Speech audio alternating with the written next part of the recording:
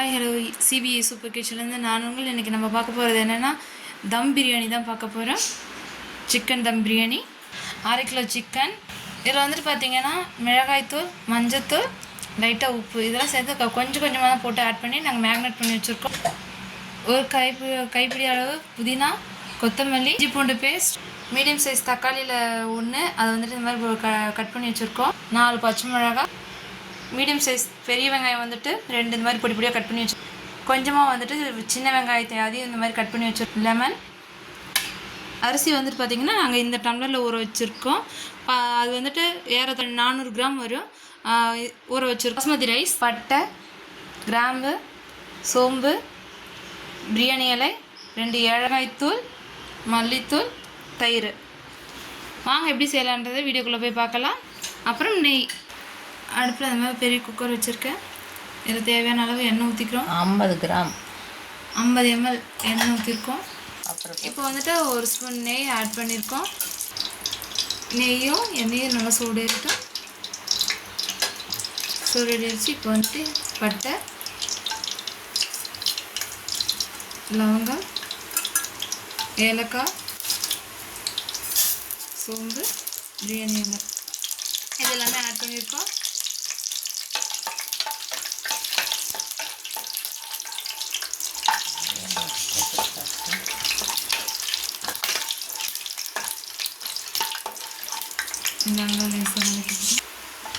இப்போ வந்து வெங்காயம் ஆட் பண்ணிக்கிறோம்.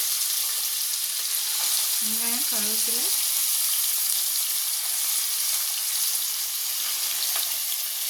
இதெல்லாம் போட்டு நல்லா பொன்னிறமாகிற வரைக்கும் நல்லா வதக்கிக்கிறோம்.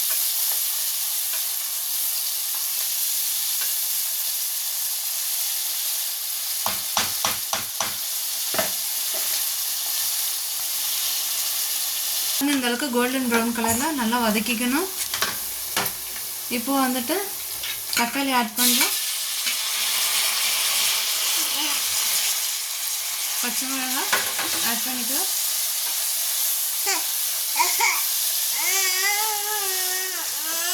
போடக்கூடாது, நல்லா வதக்கிக்கோங்க. இந்த அளவுக்கு உப்பு ஆட் பண்ணிக்கிறோம். தேவையான அளவு தான் போடணும். இது நல்லா வதக்கிக்கிறோம்.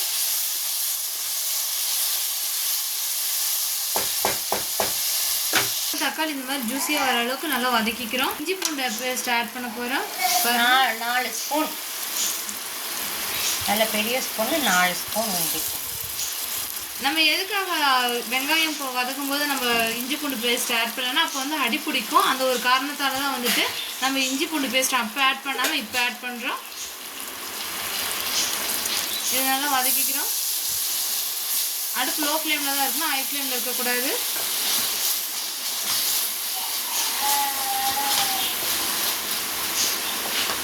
அடி பிடிக்கல பாருங்க, அடி பிடிக்கல.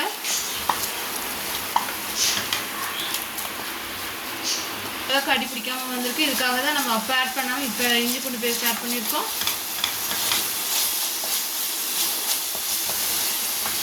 பிரியாணி வாசம் இப்போவே ஸ்டார்ட் ஆகிடுச்சு. இப்போ வந்துட்டு கொத்தமல்லி போட்டுக்கிறோம். புதினா ஆட் பண்ணிக்கிறோம்.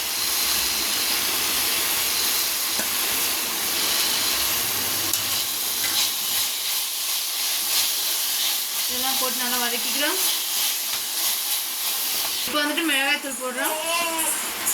1 ஸ்பூன் மிளகாய்த்தூள் போட்டிருக்கோம். மல்லித்தூள் 2 ஸ்பூன் போட்டு நல்லா வதக்கிக்கிறோம். இப்போ வந்துட்டு பிரியாணி மசாலா ஆட் பண்ணியிருக்கோம். இது வந்து ஒரு ஸ்பூன்.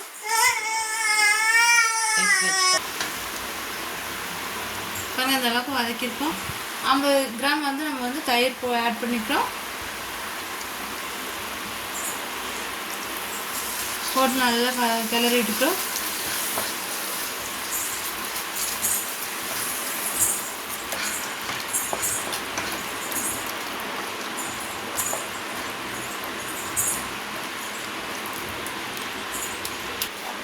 இப்போ வந்துட்டு சிக்கன் ஆட் பண்ணிக்கிறோம்.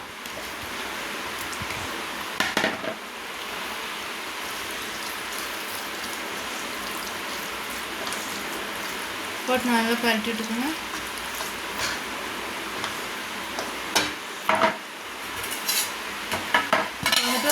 5 நிமிஷம் தட்டு போட்டு முடிக்கிறோம். அடுப்பு லோ ஃப்ளேம்லேயே இருக்கட்டும். பாருங்கள் லோ ஃப்ளேமில் தான் இருக்குது. லோ ஃப்ளேம்லேயே இருக்கட்டும். இதுலேயே வந்துட்டு நம்ம ஆஃப் பாயில் ஆகிடணும். அதாவது பாதி கறி வெந்துடணும். இப்போ வந்து பிரியாணி மசாலா எல்லாம் ஆட் பண்ணியிருக்கோம். லைட்டாக மிளகாத்தூள் போட்டிருக்கோம். எவ்வளோ மிளகாத்தூள்?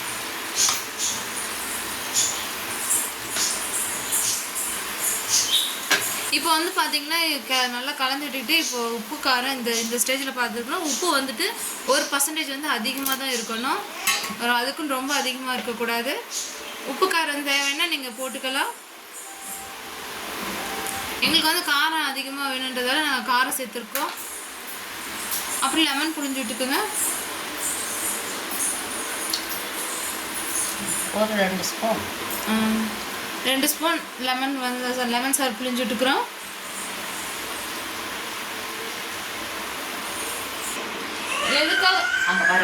எதுக்காக வந்து சாப்பாடு வந்து நல்லா உதிரியாக சாஃப்டாக இருக்கும். அதே மாதிரி சிக்கன் ஆனாலும் மட்டனாக இருந்தாலும் அதுவும் நல்லா சாஃப்ட்னஸ் கொடுக்கும். அதுக்காக தான் நம்ம வந்துட்டு லெமன் சாறு விட்டுக்கிறோம்.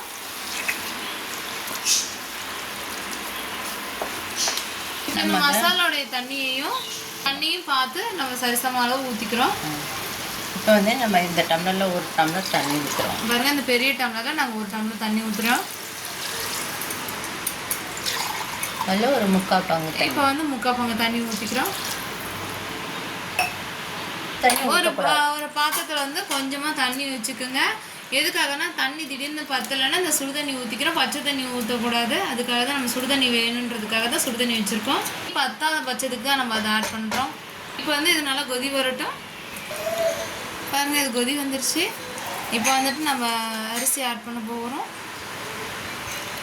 தண்ணி நல்லா கொஞ்சம் ட்ரை பண்ணி தான் எடுத்துக்கணும். தண்ணியோடு போடக்கூடாது. அப்புறம் நமக்கு கரெக்டான மெஷர்மெண்ட் வராது. அரிசி உடஞ்சிரும். தண்ணியோடு போட்டால் அரிசி உடஞ்சிரும், சாப்பாடும் குழஞ்சிரும். அதனால் இந்த மாதிரி ட்ரை பண்ணி எடுத்துக்குங்க. லைட்டாக கிளறிக்கணும். ரொம்ப வேகமாக கிளறக்கூடாது. இந்த மாதிரி நல்லா பொறுமையாக கிளறி விட்டுக்குங்க. ரெடி ஆகிடுச்சு. பழைய அரிசியாக இருந்தால் நமக்கு வந்துட்டு தண்ணி இழுக்கும். புது அரிசியாக இருந்தால் தண்ணி இழுக்காது. அதுக்காக தான் நம்ம பார்த்திங்கன்னா தண்ணி வச்சுருக்கோம். இப்போ வந்துட்டு காரம் உப்பு எல்லாம் பார்த்துக்கோங்க. திரும்ப காரம் உப்பு பத்தலைன்னா நீங்கள் போட்டுக்கலாம். இது சாப்பாடு நல்லா பிறண்டு வரட்டும். அது வரையும் நம்ம வெயிட் பண்ணுவோம்.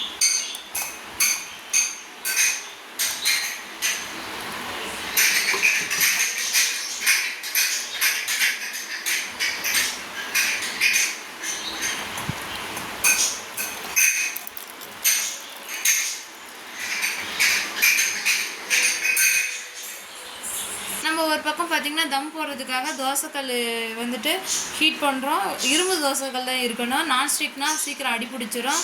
அதனால் இந்த மாதிரி இரும்பு கல் இருந்தால் எடுத்துக்கோங்க. பாருங்கள், சாப்பாடு பாருங்கள் எப்படி நல்லா பிறண்டு இருக்குன்னு. சாப்பாடும் தண்ணி நல்லா ஈக்குவலாக இருக்குது.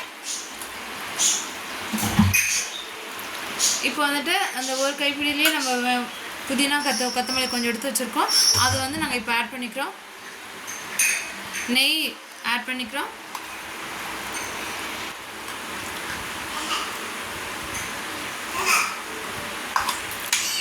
நெய் வந்துட்டு 5 ஸ்பூன் போடணும். அப்போ தான் நமக்கு வந்து அந்த டேஸ்ட் கிடைக்கும், இல்லைன்னா கிடைக்காது. நல்லா மெதுவாக இந்த மாதிரி கலரி விட்டுக்குங்க. இப்போ வந்துட்டு நம்ம தம் போட போகிறோம். வெயிட்டான கல் கொடுத்து இந்த மாதிரி தம் போட்டுக்குங்க. நம்ம இப்போ தம் போட்டிருக்கிறோம். அடுப்பை வந்து லோ ஃப்ளேமில் தான் இருக்கணும். ஹை ஃப்ளேமில் இருக்கக்கூடாது. ஒரு 15 நிமிஷம் இருக்கட்டும். இந்த 15 நிமிஷத்தில் ஒரு டைம் வந்துட்டு நடுவில் ஒரு டைம் வந்துட்டு நம்ம எடுத்து பார்த்து கிளறி விட்டுக்கணும். 15 நிமிஷம் இடையில வந்துட்டு நம்ம இப்போ பார்க்குறோம். பாருங்கள், லைட்டாக ஒரு கிளறிக்கிறோம்.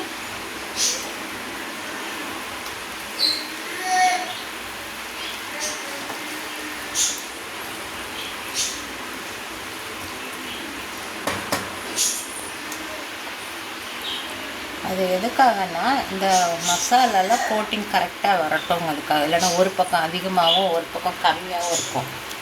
அதுதான் இப்போ ஒரு தடவை நம்ம பண்ணுறோம். சொல்லி இப்போ எதுக்காக நம்ம வந்துட்டு அந்த மாதிரி கிளறிக்கிறோன்னா கோட்டிங் வந்து கரெக்டாக இருக்கும். அந்த மசாலா வந்துட்டு பார்த்தீங்கன்னா ஒரு பக்கம் கம்மியாகவும் ஒரு பக்கம் அதிகமாகவும் இருக்கும். அதனால தான் நம்ம ஈக்குவல் ஆகிறதுக்காக நம்ம கிளந்து விட்டுக்கிறோம். பாருங்கள், பிரியாணி ஓகே ஆகிடுச்சு. ஒரு தம் இருக்கு, ஒரு 5 நிமிஷம் அடுப்பு ஆஃப் பண்ணிக்கலாம். அப்படியே இருக்கட்டும். நம்ம இப்போ வந்து திரும்ப தம் போட்டு ஒரு 5 நிமிஷம் வச்சுருக்கோம். பாருங்கள் எந்த அளவுக்கு நல்லா உதிரியாக வந்திருக்கு, நல்லா கலர்ஃபுல்லாக இருக்குது. நம்ம சிக்கன் பிரியாணி ரெடி.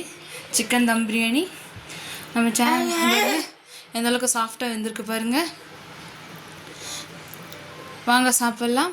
நம்ம சேனலை லைக் பண்ணுங்கள், ஷேர் பண்ணுங்கள், கமெண்ட் பண்ணுங்கள், சப்ஸ்கிரைப் பண்ணுங்கள், கூடவே பெல் பட்டன் அழுத்துங்க. அப்போ தான் நம்மளோட ஒவ்வொரு வீடியோவும் உங்களுக்கு வரும். தேங்க்யூ ஃபார் வாட்சிங்.